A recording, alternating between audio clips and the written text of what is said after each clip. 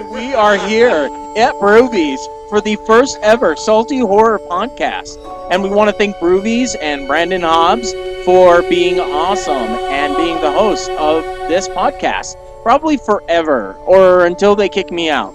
So welcome to the first ever Salty Horror podcast. And we're just going to talk about horror, filming in Utah, and cool shit like that. So we don't have to worry about anything. We can just keep talking. But hopefully you're enjoying the show. We are here with Nimrod, Brandon Hobbs, and Mario DeAngelis, and Sean Smithson. And we are having a good time. Hopefully you are too. Can we move on to topic number 3? But we kind of have talked about it already. Horror remakes? Horror remakes. You know what?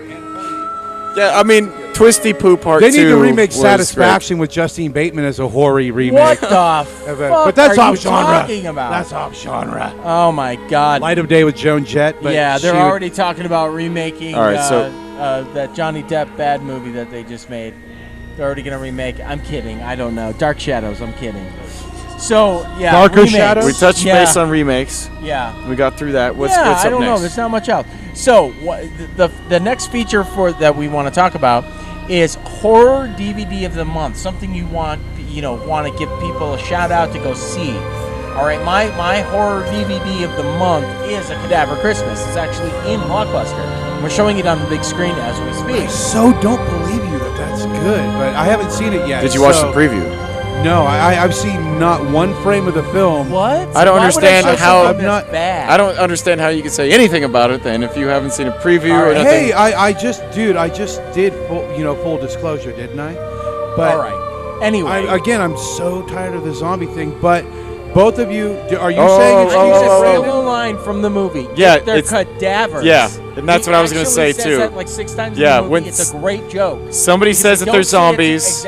And then they correct them and say, no, they're cadaver. It's a great movie. And with my full disclosure, I also want to illustrate the fact that even though I write at Fangoria and for a big you can't see everything. Film site, you can't see everything. You can't see everything. And right. You don't necessarily want to judge a book by its cover. I've been wrong before.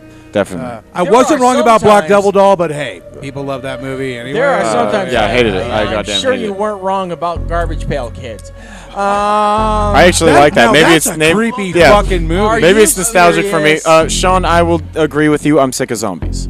Walking Dead, I watched the shit out of that, but I'm tired of that. Let the filmmakers go somewhere else. Yeah. Don't everybody.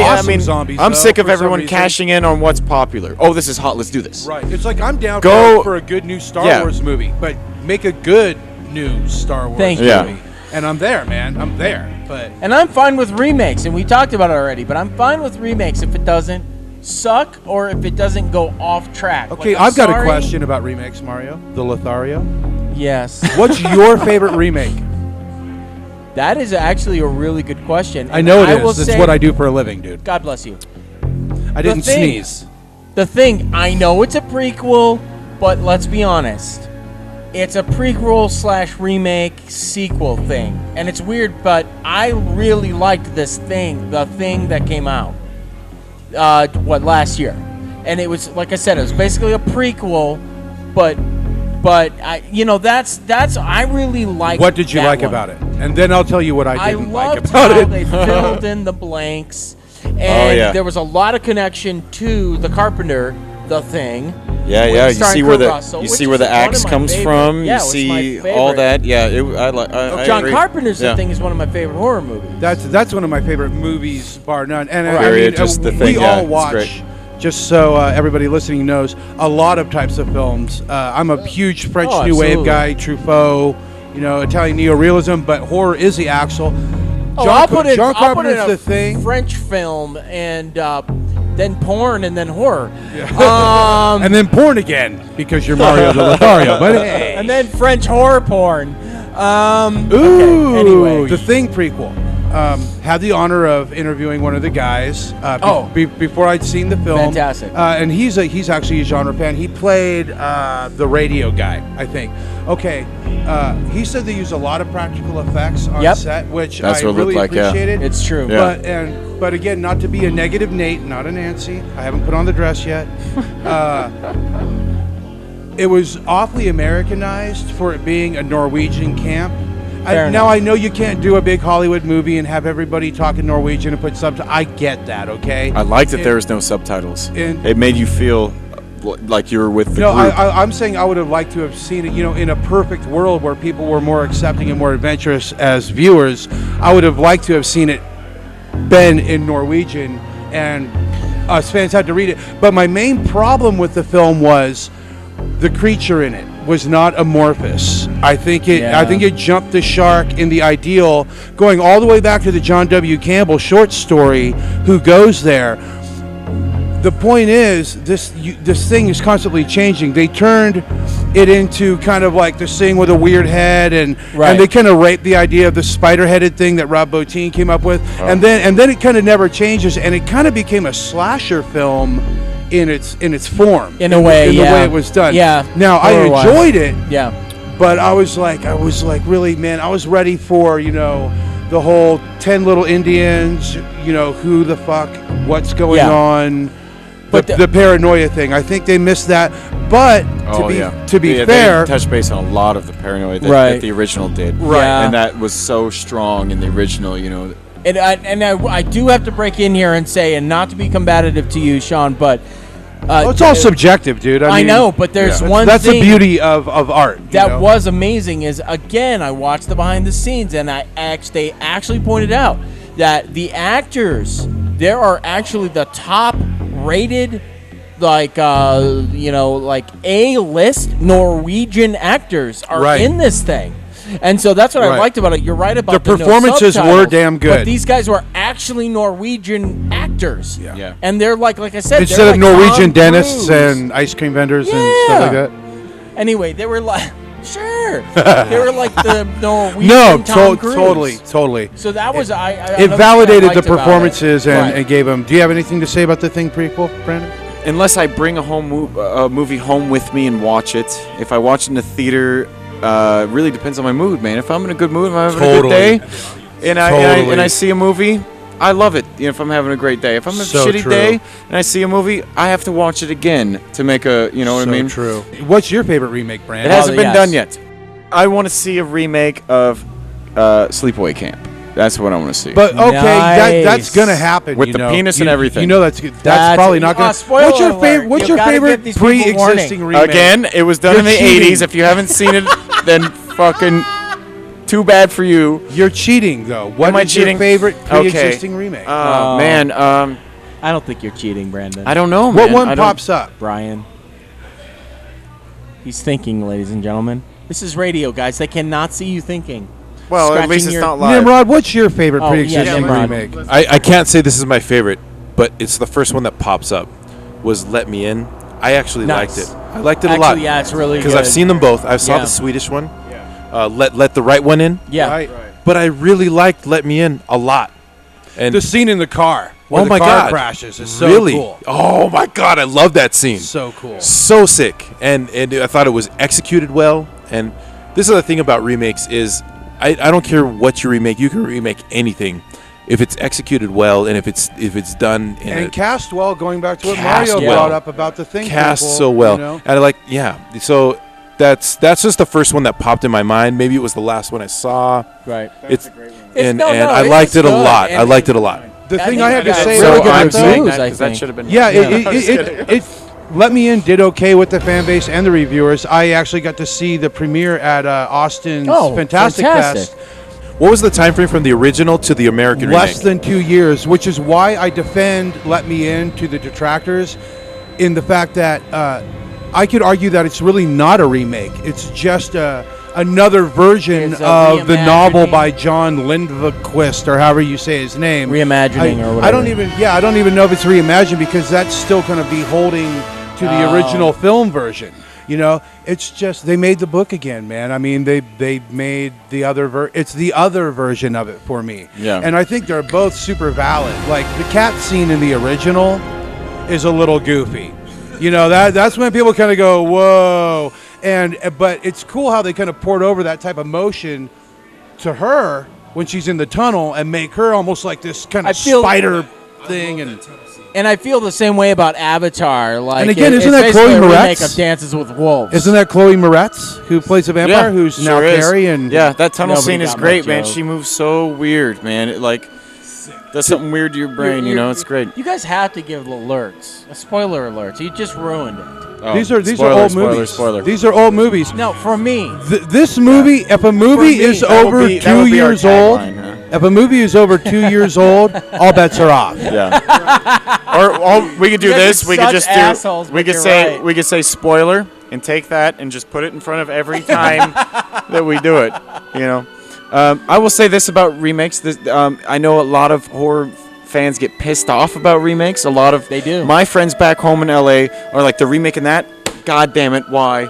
But to me, it's like the original still exists. If this sucks, you don't have to watch Okay, it. You don't but have the to watch it problem again. with- You don't have to I feel buy the it. same The way about problem with Prom that Night.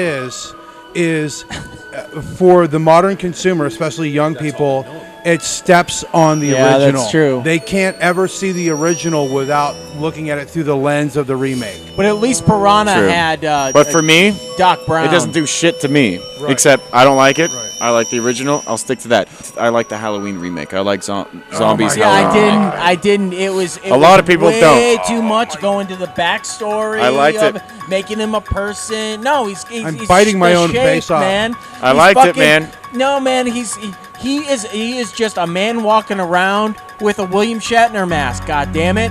And it's like you don't give him a backstory. Exact. Jesus No, Christ! okay. I like the It really backstory, is man. William Shatner. I liked put it. a fine point on it. I liked the middle scene with Malcolm McDowell, who likes doing remakes now, obviously. God bless him. I like the he whole gets paid scene well. with the hospital scene in the old footage. That's I think on the director's cut where they cut in like this old footage of him working with him. Yeah. I love that, man, and I love how it was. that was I love alright. Okay, the problem I had with the backstory, show me a half of a movie about him and his family, but make it be the family that I wish I always had. That way, Oh, yeah, it's when not he even- becomes a That would be- killer, that would be You're scarier. like, why are Yeah. you doing that? Yeah. That would be Instead of way like, creepier. Oh, That's you're true. sympathetic. No, instead you've got. That was a his- cheap way to go, where the family's fucked up, and of course the And kids. Rob Zombie likes to say Yeah. fuck a lot, Yeah. and and he's although again to hang a disclaimer on it, Zombie likes to say fuck a lot. I don't begrudge Rob Zombie making films either. I'm looking forward to seeing Lords of Salem. I hope. Fine, it's good. I'm fine with that. Okay, you so know? on my defense, because you guys, were picking on me. It's So- okay if you like a No, movie no. that No, fucking Sorry, sucks. Brian. Huge dangling it donkey doesn't. cocks. It doesn't suck. You don't like it. In my defense, I liked the three parts of it, and it really did feel like three different movies: the beginning, the middle, and then it was like That makes sense. you saw Yeah, that's his true. upbringing, and then in the middle was this like weird mental hospital scene, and then it finished with your basic slasher movie. Right. And I like that aspect of it, and it was fun. And you guys put me on the spot to I'll ask me a jump- remake, I'll- and that is yeah. what my answer was. I'll jump to another remake after you, Oh. if you haven't had your chance. Well, I'll just say one last thing. I did actually, and I can't believe I'm saying this, especially in public. It's like admitting that I'm not going to admit that in public, and the charges are still pending. she told me she was 18. But I actually kind of liked Halloween too. Oh, see, I That's didn't. weird. I didn't like it. Isn't that weird? I thought it is weird. humanized I thought him a bit Danielle more, Harris because was he- really because good in I it. heard Rob Zombie from his mouth at Comic-Con right after Halloween, and he obviously was not happy about making that decision to do Halloween, or he was lying when he said, "I will never direct Halloween 2." And I don't fault him for it. I've been No, aware I of don't him either. trying to get into movies since he was still in White Zombie. Oh, He actually wrote a absolutely. script. Well, he for the directed Crow all 3. of the music videos too, which He I wanted thought to were do- pretty He neat. wrote- Well, he did. He wrote a screenplay for a proposed Crow 3. No kidding. And it's one of the legendary worst screenplays ever to be circulated in Hollywood. No kidding. So, I mean, let's be fair, or I'll be fair, because both of you guys are being more than fair. I'm the fucking asshole here. His trajectory and his growth, I have to acknowledge. Right. And also, Right, yeah. knowing a thing or two about filmmaking as we all do, it's not an easy job, and there's It's so not. many hoops you have to jump through with studios, with financing. Absolutely. Yeah. And, I'll just say it. If Rob Zombie called me tomorrow and said, "Hey, Sean, do you want to be involved in doing a Halloween 3?" I'd be on a plane so fucking fast it would make your head swim. Yeah. Me too. My favorite remake, and I have a few of them, but I can only pick one. I have to name check The Blob from the 80s, which I think was an amazing throwback to 50s horror as an update. You know, I was going to pick that one, but I thought that'd be cheating because it was a remake in the 80s. That was an accident. Philip Kaufman's 1978 remake of Invasion of the Body Snatchers. Yes. Where Very nice. they even have the Kevin McCarthy cameo in the beginning. He runs out in the middle of the street, the guy from the original, going, they're coming. So it's almost a sequel, but it's really a remake. And what a cast. Right. I mean, Veronica Cartwright, Leonard Nimoy, Brooke Adams. She does a thing with her eyes, and Donald fucking Sutherland, man. I mean, again, going back to a good cast. Great I think film. we've all picked remakes with great casts. Yeah. Except for me. I think that may be. Yeah. Well, Besides still, me. hey, dude, Halloween. fucking Brian. William Forsythe. And Malcolm McDowell. Oh, yeah. Fucking Brad Dourif. Still a great cast. It's dude. true. It's great So, cast. Sid Haig's tiny little part in it. I almost got hit by Sid Haig in a car once. I was in Simi Valley, California. I was riding my bike. I was going to work, and I was coming to an intersection. It was my turn to go, but he didn't realize it, and he came and he almost hit me, and he did this. I mean, you can't see it, but his whole Sid Haig thing, and I looked at him, and I went like this. Oh! Just pointed and He was probably coming back from a convention and had a couple in him. It was great, and it made my day. The whole day at my job, I was like, almost got hit by Sid Haig. But back to the best remake out of anyone that anybody's mentioned tonight. No, I'm just kidding. My favorite, Invasion of the Body Snatchers 78 by Philip Kaufman. Another thing I like about it is because, of course, the original by Jack Finney was a commentary on the Cold War in the 50s. Right. Communism and all that stuff. And Kaufman's updating of it really was like right on the cusp of the 80s me generation. I mean, Veronica Cartwright and Jeff Goldblum, her husband, are running the mud baths. The whole kind of EST training and the whole kind of new agey thing was getting ready to pop, and the whole sense of self. Right. And and the fact that they were stripping that away. Right. To get kind of serious, I think added such amazing subcontext to that film, and it still holds up. It's a serious time capsule of its time. You don't see a lot of movies that do that. And then I just today watched the Daniel Craig, Nicole Kidman Invasion, and I thought it was really good. It was a loose remake. That one was. And I thought it was really good, but I think they were trying to stay away from we're a remake and. No, I think it was a Nicole Kidman vehicle. And no, I'm serious. Nimrod's setting laughing. up Daniel Craig after Larry King. It was a huge political move. But I think a lot of people forget about a very political franchise from the 80s, which is Nightmare Before Christmas. I'm kidding. I'm joking. I don't know. That wasn't a franchise anyway, although, God, all these Hot Topic kids would love it. You know what? I meant to say Nightmare on Elm Street. Right. And so the joke really didn't work because I fucked it up. But it leads me to something that I wanted to ask. Worst remake ever? I don't think it was the worst. Okay, It's a different movie. This is where I want to go back to Different movie. subtext It's a different and what Brandon said earlier about the mood you're in when you see a film. That's true. I was doing a horror convention, and me and Chris Alexander, my editor-in-chief at Fangoria, were doing... we were talking, I think we were actually talking about the magazine. There was one kid in the audience, and he was about 12 years old. I still remember his name, Luke. And Luke, if you're listening, what's up, buddy? Guys like our age, late 20s, 30s, into their 40s. Geeks. And I looked at the one kid who was there with his dad, and I said, what's your favorite horror movie, dude? And he said, Nightmare on Elm Street. And I said, the original or the remake? And he said, the remake. And as everybody was kind of like turning and like biting their hands, I was like, hold on now, because this kid's 12 years old. Let's find. Right. I really wanted to find out why, because he seemed like an intelligent kid, and it wasn't an uninformed opinion. So I said, have you seen the original? He said, yes. Mad respect. He bothered to see the original. Yeah. And he still liked the remake better. So I went back and Because again, art is subjective, and Right. all these strong opinions, Absolutely. they're all in good humor, man. And so respecting this kid's opinion, because I had a damned informed opinion when I was his age, I went back. I got a hold of the Nightmare on Elm Street remake with Jackie Earle Haley and Clancy Brown, and I watched it again, and I was somehow able to detach myself from the pre-existing films, and I Right. really enjoyed it. I really liked the fact that they didn't shy away from the fact that Freddy Krueger was a child fucker.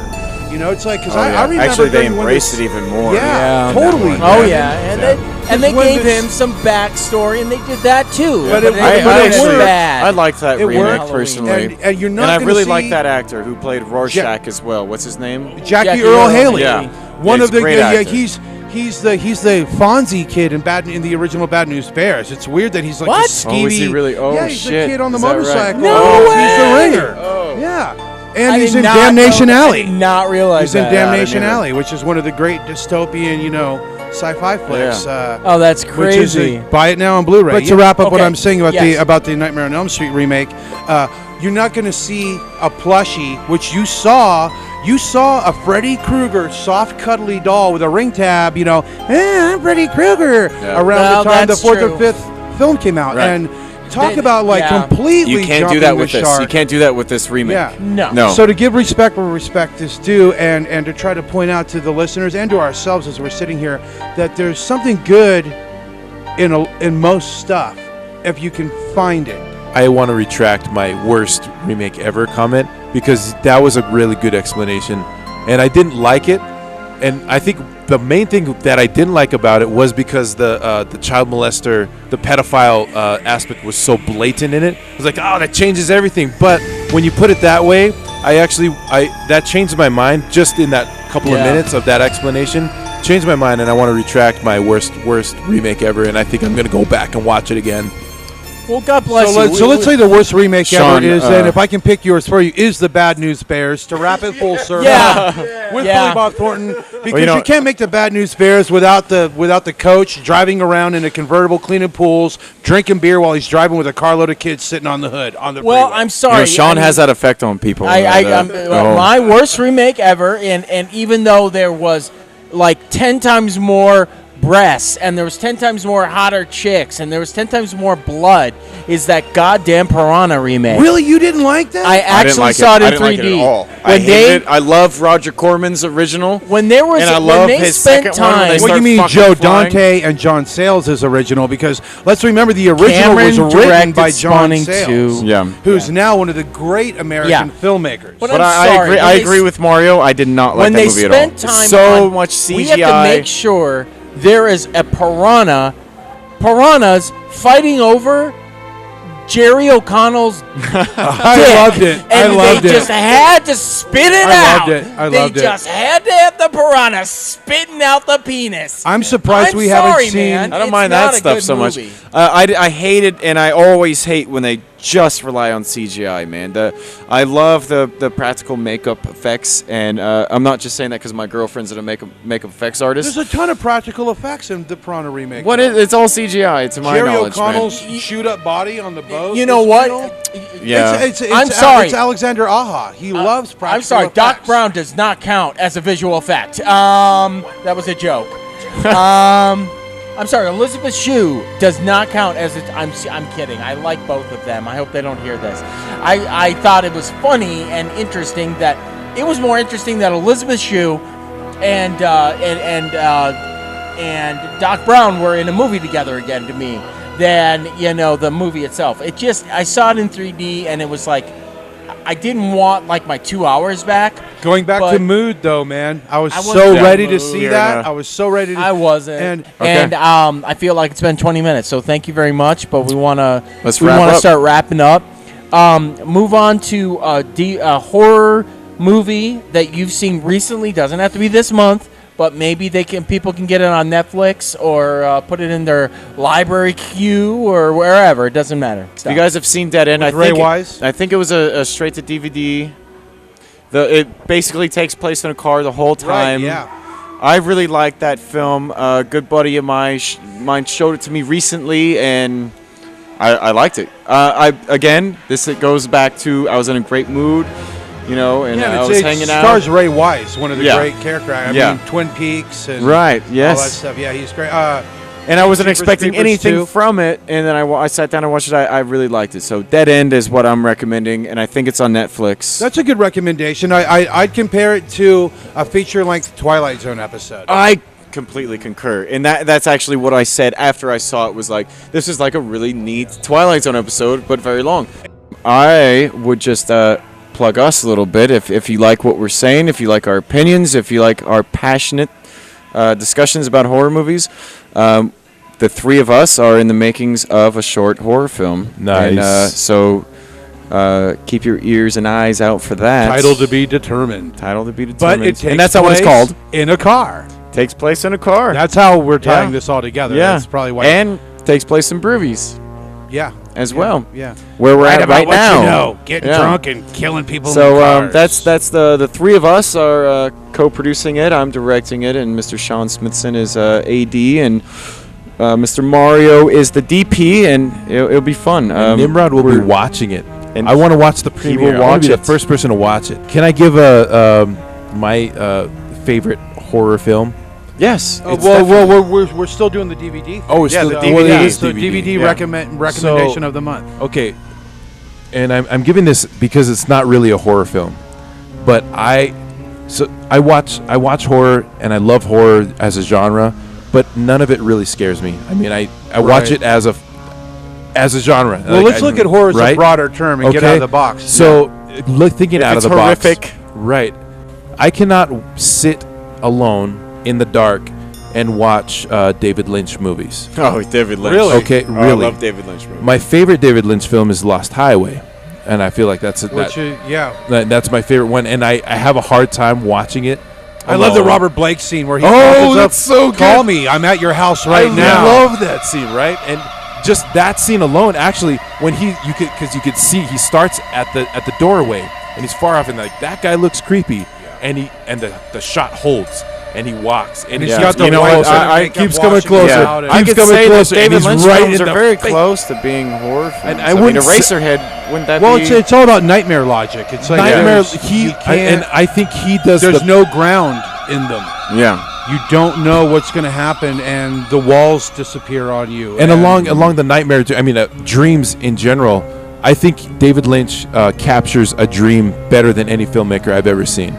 I agree. Personally. Yeah, I agree. A dream. There's some foreign artsy guys, Sure. that Absolutely. that do it, but He's my favorite. Then I will Yeah, say but- maybe but not the not- best, but my favorite. and definitely not in a pop culture milieu at all. For sure. I mean, Yeah. because he's definitely crossed over into, your grandma kind of at least has an inkling of who David Well, Lynch Dario Argento, he's Argento, very, yes. very dreamy. Yeah. I mean, all of So us I are won't all say very he's the dreamy. best, but I will say he's my But favorite. Argento, it's not totally by design. It's kind of by, and I say this gingerly because, of course, he's one of the fucking masters, but it's kind of through not completely formed writing and editing faux pas that it happens. I think we as viewers bring part of that component to our. So you think it's a flaw that it's a ends up beautiful being mistake. good? Yeah. You know, he just kind of lets it go. As where Lynch, it's a very crafted. Yeah, he's thing. meaning to do it. He's counting yeah. milliseconds. everything in there. is The intentional. looks, like in the direction of characters. I mean, there's even scenes in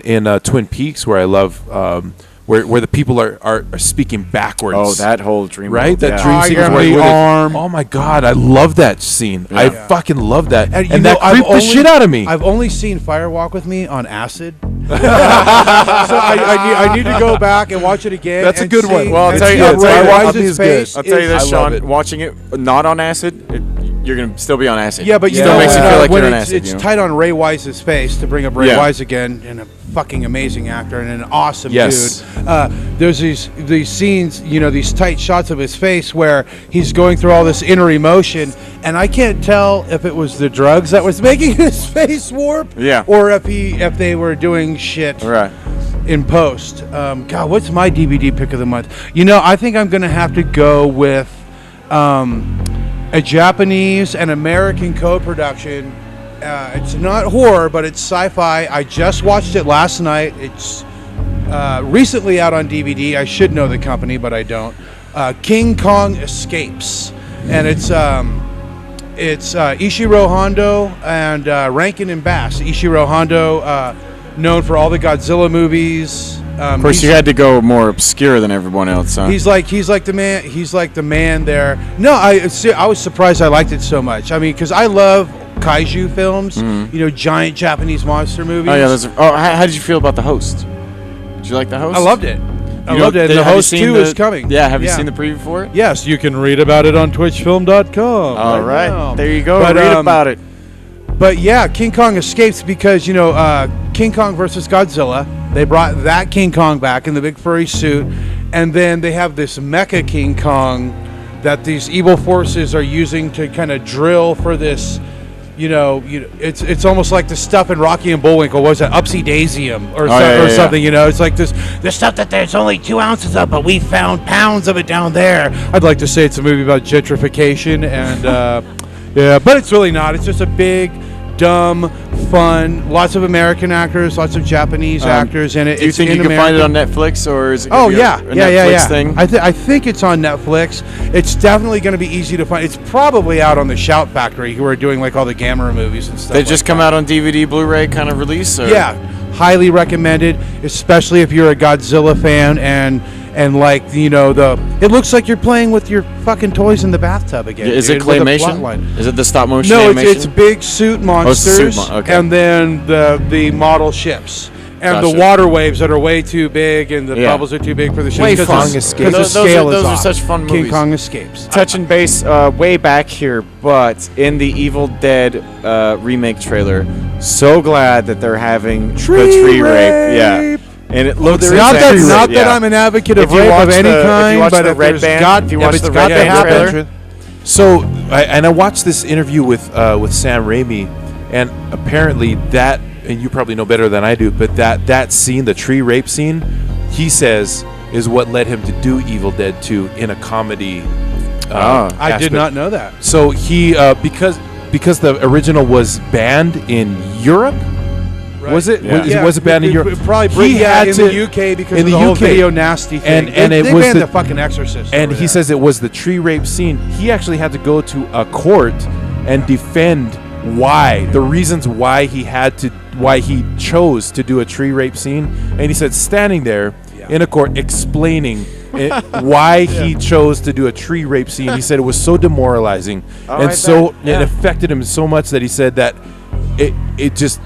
he thought, like, I'm just going to do comedy. I'm going to whore my podcast, and you can do yours as well. Yes. But and I'll whore my band. Yes. Vina Cava, Salt Lake City, Utah, Vina Cava. And you guys are playing tomorrow night, which will be back in time by the time this is aired. We've played. Yes, we played tomorrow. 88 and it was miles great. an hour. Tomorrow we put on a great show. Tomorrow we put on a great. Wait, what kind of music do you play? I would call it post punk because post punk already exists, right? And I'm very into post punk, like Fugazi and the Pixies Fugazi. and Sonic Youth, and those are the bands that me and my brother's a drummer that we're very inspired by. So we just kind of inspired by them. So I call it post punk. Nice. Yes, and we are called Vina Cava, and we are existing in Salt Lake City, Utah. I'm one of the co-hosts and the producer of the Outer Darkness podcast. We are a panel of a bunch of ex-Mormons, and we just talk about blasphemous shit.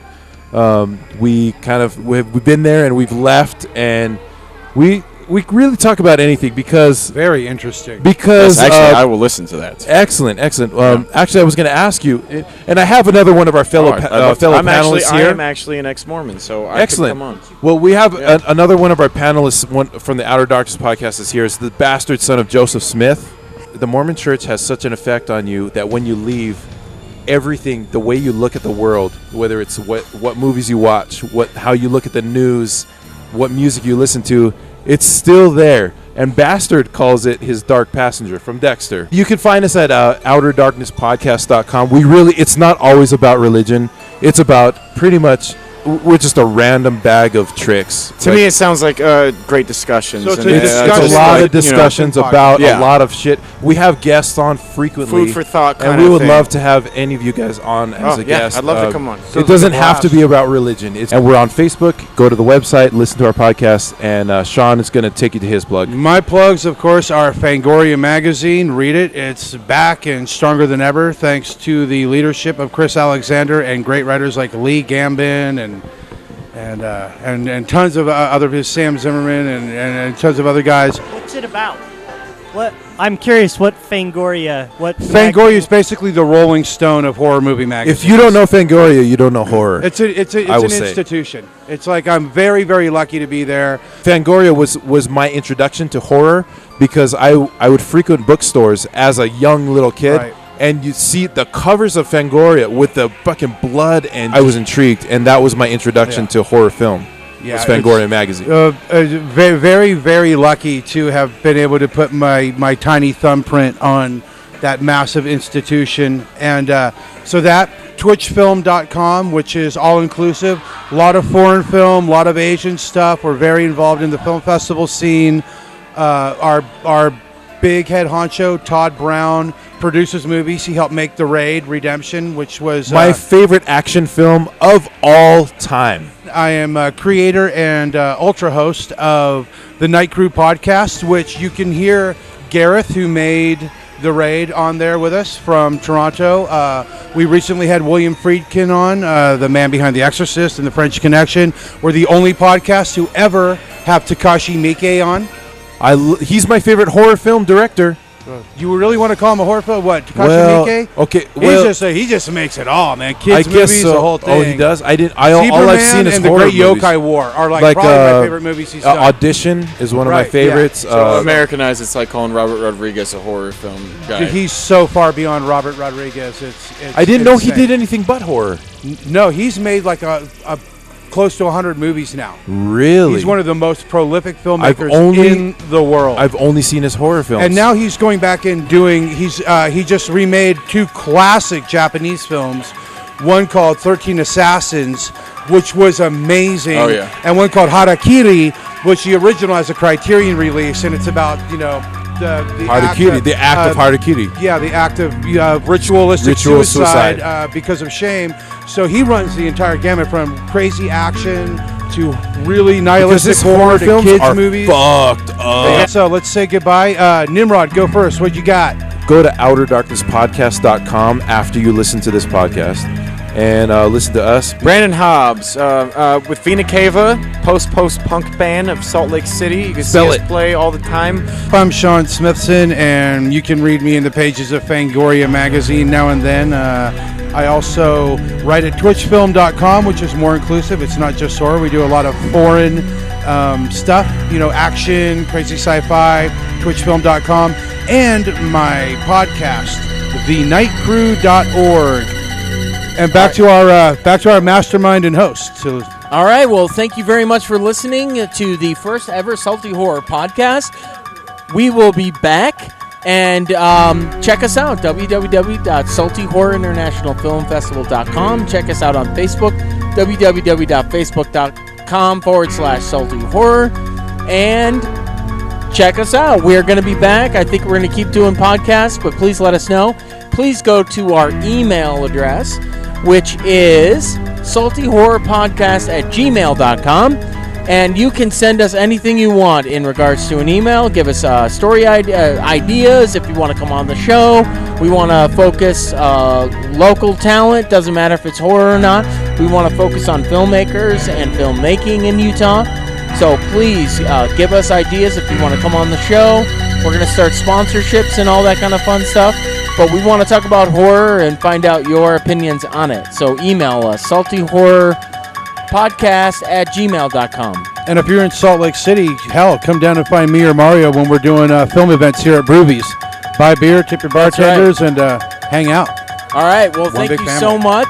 And check us out at saltyhorrorinternationalfilmfestival.com.